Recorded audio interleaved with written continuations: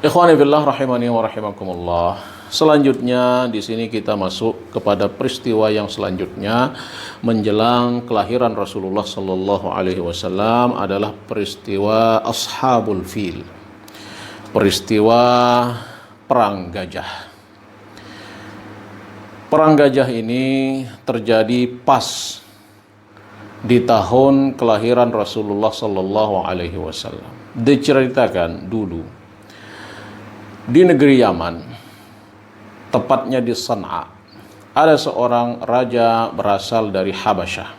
Habasyah itu kalau sekarang itu adalah negeri Ethiopia. Nah, kebetulan negeri Ethiopia ini berbatasan memang dengan Yaman, hanya dijarak dengan oleh Laut Merah. Nah, di Yaman ini ada seorang raja berasal dari Habasyah namanya Abrahah al-Ashram. Kebetulan agamanya adalah agama Nasrani. Abrahah al-Ashram ini membuat gereja di San'a yang sangat besar sekali. Tingginya itu ada yang mengatakan 30 meter, ada yang mengatakan 50 meter, ada yang mengatakan 100 meter, bahkan ada yang mengatakan sampai 300 meter. Yang jelas gereja ini sangat besar sekali dan sangat bagus.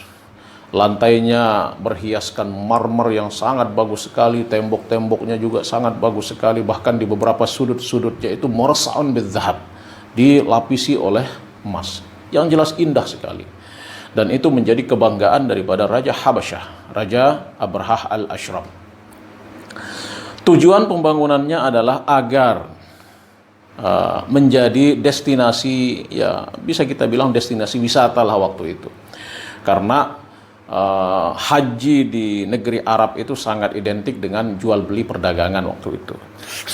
Nah, dia ingin mengalihkan hajinya orang Arab yang ada di Makkah, di Ka'bah itu, agar mereka mengalihkan hajinya itu ke Yaman, di negeri San'a.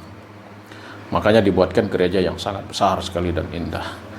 Tetapi menunggu, ternyata tidak ada yang mau haji. Setahun lewat, 2 tahun lewat, 3 tahun lewat, tidak ada yang mau haji.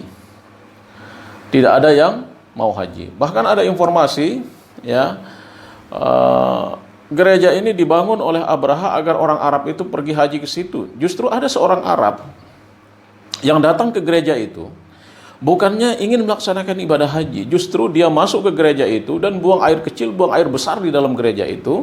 Dan diketahui oleh Abrahah al-Ashram, dia sangat marah sekali. Dan itu salah satu sebabnya dia ingin menghancurkan Ka'bah yang ada di Makkah.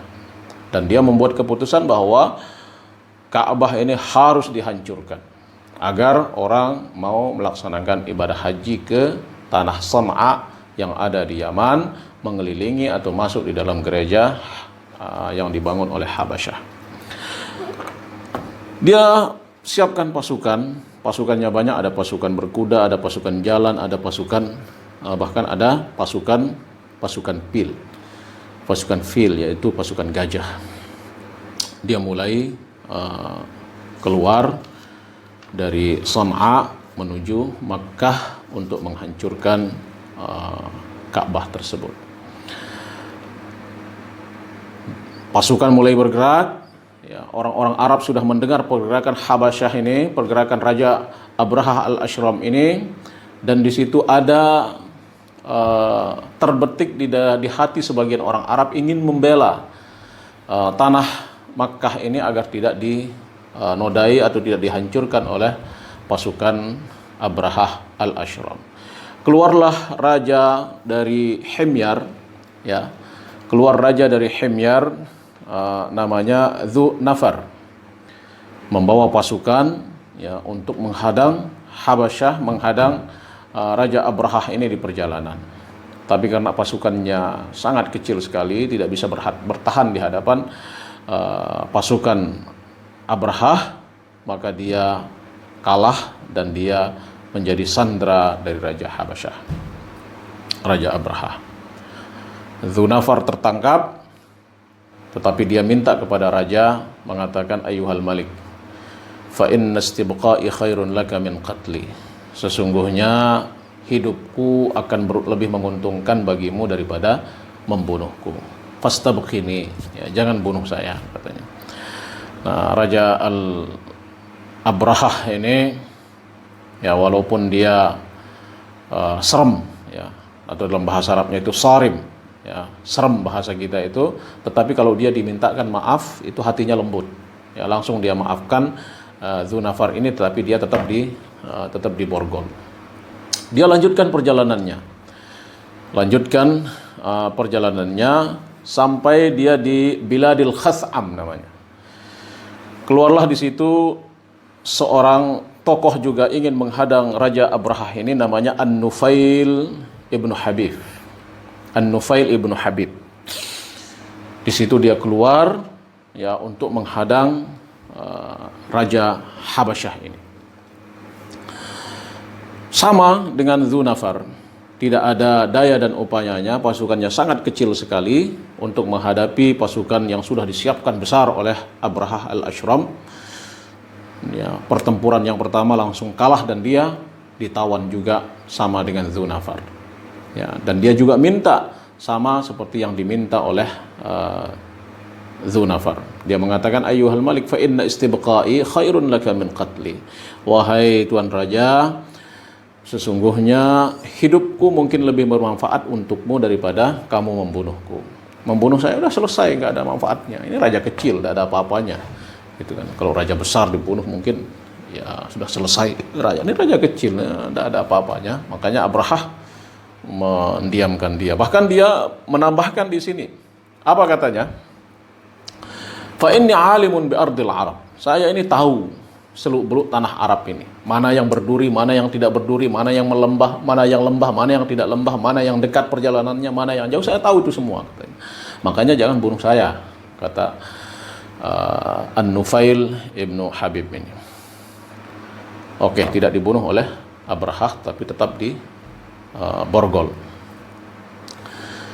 Sampailah dia ke tanah Taif. Tanah Taif, ya. Tetapi di tanah Taif ini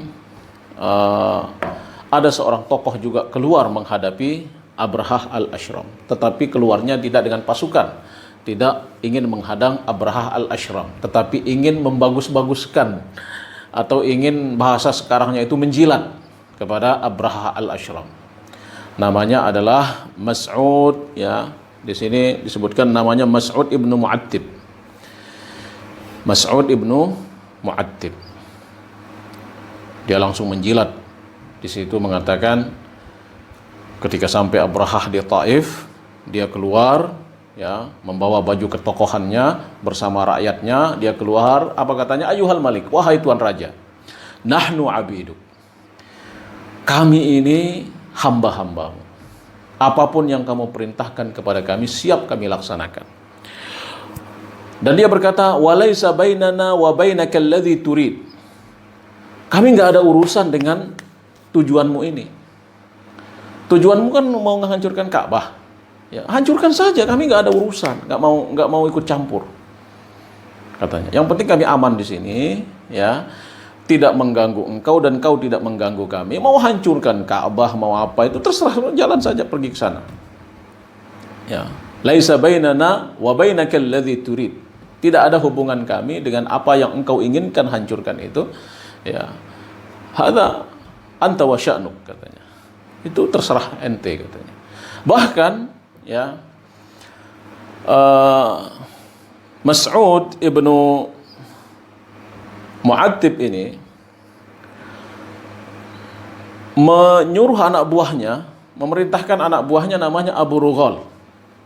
Abu Rughal membersamai Abrahah ini ke Mekah. Nih, saya kasih Abu Rughal ikut bersama Abrahah. Tunjukkan Abrahah ini jalan agar dia hancurkan Ka'bah yang ada di Mekah. Ini mental pengkhianat ini. Ditunjukkan oleh Abu Rughal jalan, dia berada di depan untuk menunjukkan pasukan Abrahah ini jalan menuju Makkah. Tetapi sebelum sampai di Makkah, ada namanya Al-Mughammis. Kampung namanya Al-Mughammis. Di sini Allah mentakdirkan Abu Rughal ini meninggal di Al-Mughammis.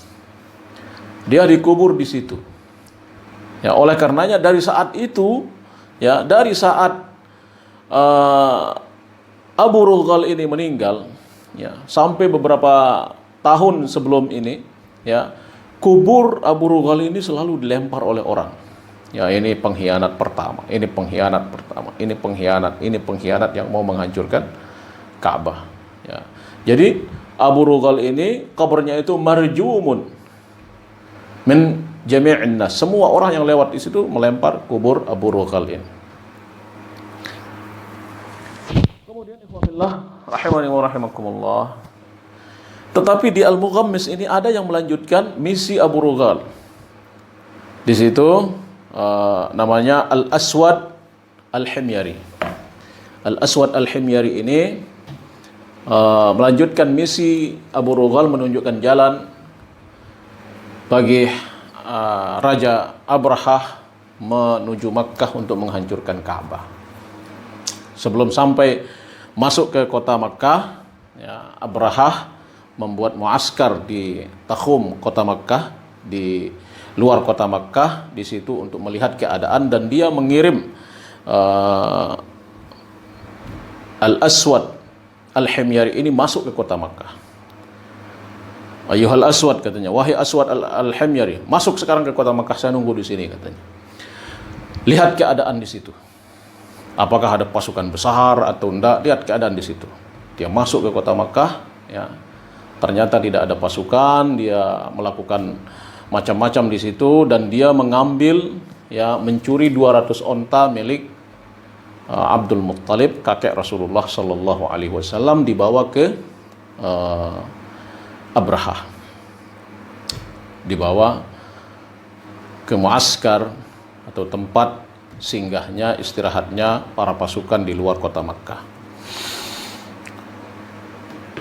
Abrahah menunggu, tidak ada respon, tidak ada pasukan yang datang, tidak ada orang yang nego yang datang, tidak ada. Ini penasaran. Ini Raja Abrahah ini penasaran. Kenapa kok nggak ada orang yang datang, nggak ada orang yang bela, nggak ada pasukan, nggak ada apa ini? Dia utuslah lagi namanya Hunatah masuk ke kota Makkah.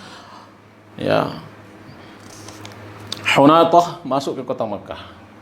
Ya Hunatah, katanya, masuk lagi ke kota Makkah. Salman asyrafahum. Siapa yang paling mulia di situ? Tokoh yang paling besar di situ, tanya siapa dia. Hunatah ini kemudian masuk ke kota Makkah, ya, dan bertanya di situ, ya ma'syara Quraisy, wahai orang-orang Quraisy, man asyrafukum, siapa yang paling mulia di antara kalian? Abrahah ingin ngomong. Keluarlah Abdul Muttalib ibnu Hashim, yaitu kakek Rasulullah sallallahu alaihi wasallam. Dia berkata, ana Abdul Muttalib, saya Abdul Muttalib, Rabbul Ibil, yang memiliki onta yang kalian curi beberapa hari yang lalu. Apa kata Hunatah kepada Abdul Muttalib? Ya Sayyidah Quraisy, wahai tuan Quraisy, sesungguhnya fa inna Abrahah la ya'ti liqitalikum wala liqatlikum.